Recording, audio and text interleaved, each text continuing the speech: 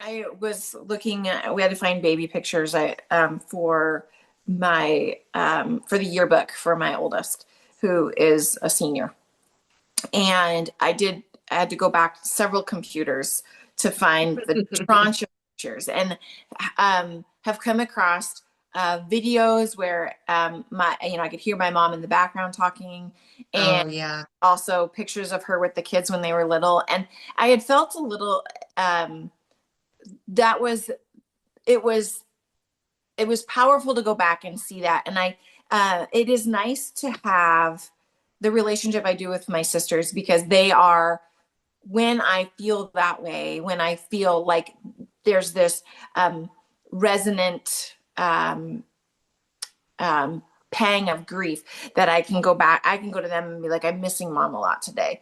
Or Mhm. just and that has been the kind of the quiet luxury um, of my relationship with my siblings, is that they are very receptive and very participatory in also sharing theirs. Mhm. And I don't do that necessarily with my spouse and my kids. And I think that Mhm. goes back to that sense of maybe I don't know that they'll feel it the way I feel it or see it the way Mhm. I see it. And that is maybe something, if they can participate in that, I might find out that they are also feeling that as well. Yeah, yeah. And I think there's I have found too that with my siblings I can share things with them and they can reciprocate. Um and I think they're like they also, while my relationship with my mom was different than their relationship with Mm-hmm. mom, she was still all of our moms. And so Mm-hmm. there's like that mom that centers us. And there is, when siblings are open with each other and have that relationship where they can talk to each other, it can be a tremendous gift, because you can say, do you remember when I was like 7 and this happened? And there can be some joy in the memory, but Yeah. also that those pangs of the feelings of grief that come with those memories, and they're feeling it too. Maybe not in the exact same way, but they can picture that same Mm-hmm. picture. And Mm-hmm. that's a beautiful gift if you have that with your siblings. I know not everybody does, Yeah. but it's a gift. And I know, like, I love to be able to talk to anybody who actually knew my mom Yeah. and can share stories of my mom, because um they sometimes share things that I haven't heard before, and it's almost like I've been gifted this new memory, Yeah. and it's a huge gift. Yeah. And my husband, my current husband, I know that's a funny way to say it, but um he never met my mom, and that's something I continue to grieve, because Yeah. she would have loved him, and he would have loved her, and they probably would have got annoyed with each other, and it would have just been a fantastic relationship. Yeah. But it's there's a different level of relating to someone when they didn't know the person, I think. Yeah. So Yeah. it's a huge gift to have people who knew them. And it's also an interesting thing. I think that um, the as our kids age, they have very static memories of this person in a very distinct context, and they Hmm. don't have that same they're not relating to them as they are now. So it's almost like, I mean, they have that connection to them, but they Hmm. don't have that present. And they are, as our kids age, they evolve into different people. Yeah. And so I feel um, like the present day version of my kids. There is grief in their truncated relationship with her, that they don't have that continuation of that um, Yeah. as they have evolved. Yeah. Agreed. My mom's anniversary of her death was just like a couple weeks ago. And um Eli, my youngest, we had a conversation about Mimi, and it was really fun to hear him describe his memories of Mimi. And but then that same thing kind of hit me, Georgia, where it was like those memories were 5+ years ago, Mhm. and I really sometimes I feel like robbed Yeah. of those, like as he evolves into this new person and becomes who he's going to be as a young man. um she didn't really get to play an active role in that. Yeah. And I always wonder, I mean, you can always what if things to the moon and back, but like what if she had continued to have a role in his life? How would he have been shaped, and would he be any different than he is now? Yeah. um Same with all the kids, and same with me. I Would Yeah. I be any different as my mom continued to be a part of my life in an active way? Those are all things we think about in grief, and I think they're normal things to think about, but they're not easy. No. No, and that's and and I think another part of that, another dimension of that is that feeling of um that I didn't necessarily appreciate the how they affected my life before they weren't in it. Yeah. And Yeah. so I feel like this pang of a little bit of regret that I did not hold that with as much care and tenderness and as much Yeah. intentionality as I should have. And it does transform how I see and perceive my relationships going forward. But it does make me think back to that relationship and wish that I had put more stock in it, or I had been a Yeah. better listener, or I had not been like, I know we always get, I mean, moms can be annoying sometimes. We can have like, oh, mama's driving me nuts. And I Right. wish that I could go back and erase that and come back with this perspective of I um have this knowing in retrospect. Yeah. And I think that happens to all of us, and we can really get caught up in those like regrets and things. But also, I think one of the gifts of grief is as we see, like we were talking about in the beginning, we see how the legacy of our mothers comes through in ourselves and our Mhm. siblings and our children. It turns that some of that regret, we can balance that with the gratefulness of those the influence they did have. Yeah, And but I think we can get bogged down in those regrets pretty easily. And I find it helpful to try and balance that from time to time. yeah, And yeah, um, but it's like so many times people will be like, well, don't feel that way, don't feel that way, you yeah, know. She wouldn't want you to think that way or whatever. But the fact of the matter is we are thinking that way, we are feeling that way, and that's a normal response. And for somebody to come in and validate and acknowledge your feelings and say, those feelings must be really hard. You want to talk more about that?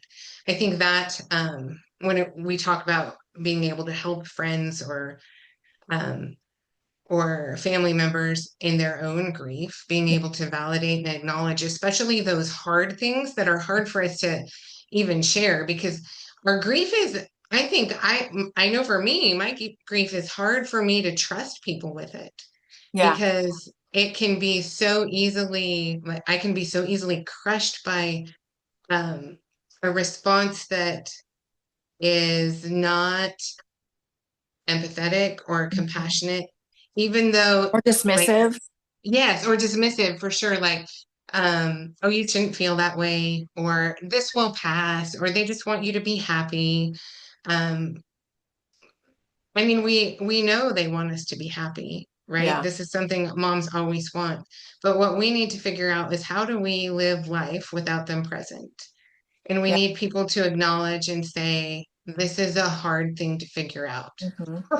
And And yeah. because and I think in a lot of those hard spaces where like you feel a little bit of regret, or you wish you had done things differently, or you wish you had um um like at the same time you can those are things that you can work through. And Hmm. to be like at this juncture where you're feeling the immediate um, um, grief of that regret, or the grief of something where you were not the person you wished you had been in that Hmm. relationship, that there is a path, like you can pick a path through it. And you need someone at that immediacy to honor that you're feeling that, and Hmm. also to see that this is not stationary. And that, I think, is the while grief isn't linear, you are moving through this process. And so Yes. you may not always feel that, or you may reconcile that, or you may find a way to acknowledge that and hold that alongside these other truths, Hmm. about how much your mother did feel loved, and how much um, you involved them in your life, and you created a great relationship. Um, and so to understand that this is not, um, we don't have to explain this away. We don't have to eliminate it. It's like it is part of that journey, and that journey is Yes. straight, and it is bends and folds over on itself. And it is part of the the long game. This is not, and as we talked about before, this idea that time heals all wounds, that feels like a little bit of a myth, that Hmm. we go through time, and we bring new understanding, and we bring grace, Yes. and we bring our changed existence into all Yeah. of that, which allows us to continue. I mean, it's a continual processing of it, even Yeah. if the events don't have that same potency of and heightened emotion with it. It is still Yes. part of the landscape. Yeah. And I think the truth of it is like, because if we just stuff those grief feelings down, the potency isn't going to get any less, No. because grief has this way of demanding acknowledgement in your Yeah. life and demanding being processed and worked through. So, um, if we don't really interact with our grief, it's not gonna, the potency of it isn't gonna change.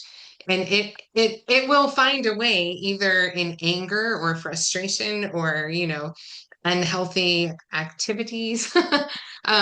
There are ways it will make itself known, but you're right. Like, having that person in the immediacy of the moment with you makes that processing and that working through your emotions and thoughts of grief so much easier.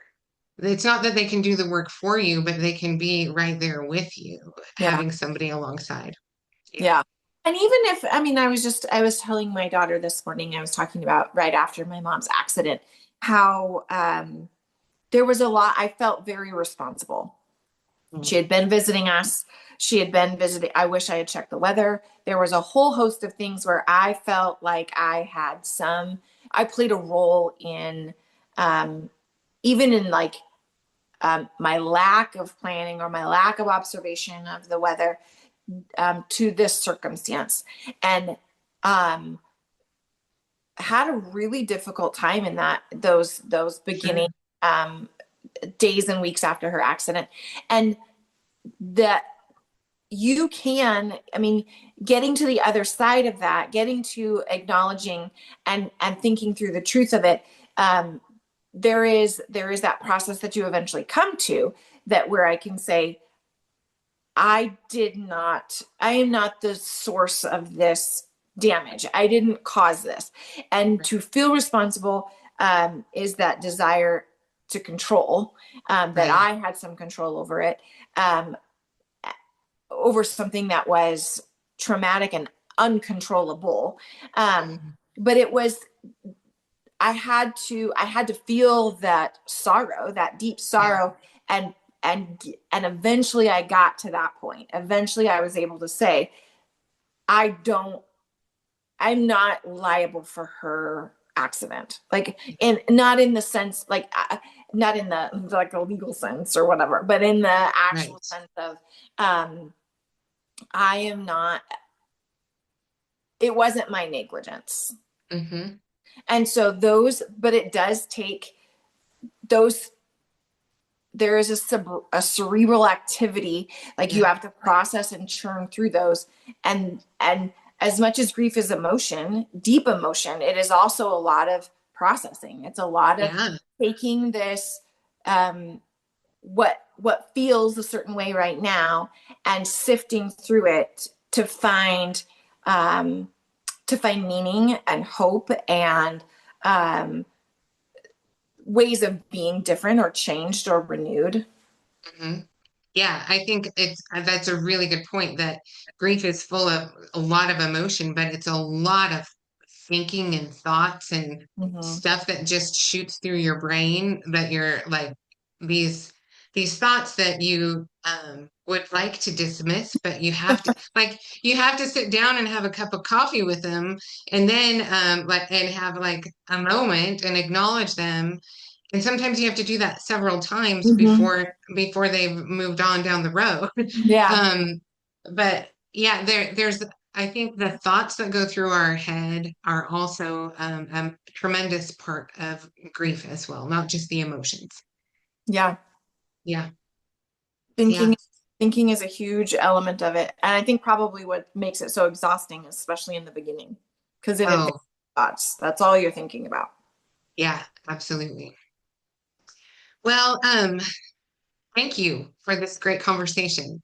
Thank I you for we having. could Yeah, I'm sure we could do it again. I would love to talk about, as moms ourselves, how we see the grief of our children and how we help them as they grieve the loss of grandparents.